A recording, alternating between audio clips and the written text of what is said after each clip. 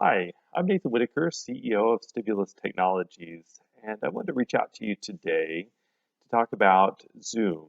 Uh, a lot of us have started working from home, working remotely, and tried to stay connected to our clients and employees and people all around to continue business as much as normal as possible through the COVID-19 crisis.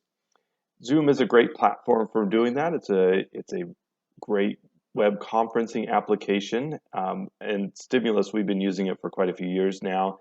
And as the popularity of Zoom has increased dramatically, hackers are taking advantage of that and finding ways to hack into Zoom meetings and exploit them. We've seen several school districts, or actually many school districts across the country, that were using Zoom that have now canceled Zoom because of what's now known as Zoom bombing. There's been a few instances in Massachusetts that were reported that high school student classes were interrupted by hackers that were posting um, very uncomfortable videos, we should say, inside the classrooms. And so the school districts took the immediate action of canceling or recommending not using Zoom. And so a lot of organizations have followed suit. I don't think that's necessarily needed. There are a few things that we can do to secure Zoom and use it effectively still. And I'm sending out this email today to talk about what those are and how you can still use Zoom inside your organization to carry on activities as you would trying to meet face to face when you can't meet face to face. So just to go through this document really quick, I recommend that you read through it and follow the steps pretty precisely. The first thing I recommend is setting up two-factor authentication.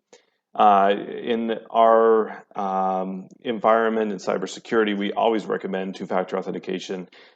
It allows you to securely access your account and hackers not, even if they get your password. So the document describes and takes some screenshots of how to set up two-factor authentication in Zoom using Google Authenticator, which is an app that you would install on your phone or some type of tablet device.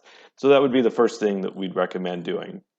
The second thing is Zoom allows for a personal meeting room, and we would not recommend using the personal meeting room anymore because it uses the same meeting ID every time. For each meeting, we recommend using a different meeting ID rather than the same meeting ID each time that you meet. The third thing that we recommend is when you're doing that is require a meeting password. So what the hackers have been doing is randomly guessing at these meeting IDs, which is just a random number of digits, and they're able to guess these pretty easily. But being able to guess a meeting ID along with a password is much more difficult. So having that password or passcode as part of the meeting invite allows your participants to enter without having to enter the meeting passcode. It's part of the invite, or you can send them the passcode separately if they have to dial in or some other thing. And step 4 that we recommend is using what's called a waiting room. And what the waiting room does is your guests enter the waiting room, and then you have to allow them to enter actually into the meeting. So until you click for them to join the meeting or admit the meeting, they're not able to participate in the meeting. And this prevents somebody, let's say they guess for some strange reason, we're able to guess your meeting ID and the passcode or able to get that, they wouldn't be able to join your meeting until you allowed them into the meeting. And so that gives you the ability to authenticate who gets into the meeting. And then the final thing is making sure that you're, as the presenter, the only one that has the ability to share your screen. So what the hackers were doing in those instances was getting into the meetings and then sharing their screen where they were playing some illicit videos and other things that they shouldn't be doing to school children. And so making sure that you're the only one or that can present, or you have to hand that off to somebody that you want to. And then finally, Zoom has been, because they've been under pressure, has been releasing a lot of updates to their application. So every time you open up Zoom, it will remind you to make sure that you've updated the application, and that will keep you safe and secure.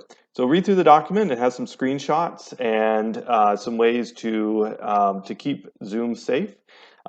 If you're not using Zoom, we'd recommend looking into it. It's an inexpensive option to stay connected to your clients. There are other applications out there that you can look into, like Microsoft Teams, which is included with Office 365. And we've also GoToMeeting is another option. We've done a webinar on Microsoft Teams, and so if you're interested in that, you can look at our resource page and get more information on that. Anyway, stay safe out there. I appreciate you watching this video, and feel free to reach out if you have any questions. Thanks.